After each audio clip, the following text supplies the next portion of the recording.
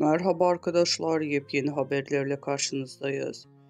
Elçin Sango, medyayı sev ama esiri olma diyerek düşündürdü. Güçlü metaforlardan oluşan kısa filmde medyanın gerçeklik algısına nasıl çarpılabileceğini gözler önüne seriyor.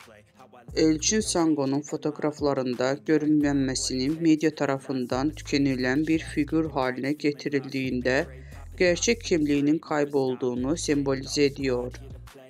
Medyaya esir olamam uyarısı insanlarda medya tüketiminde bilinçli olmalarını hatırlatıyor.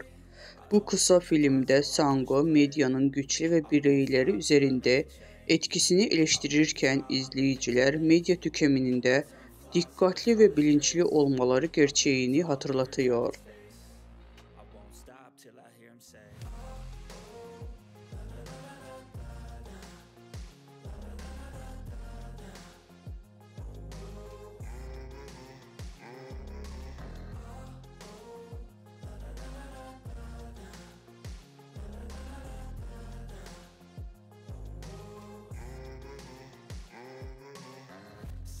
AM and I'm up again. I got tired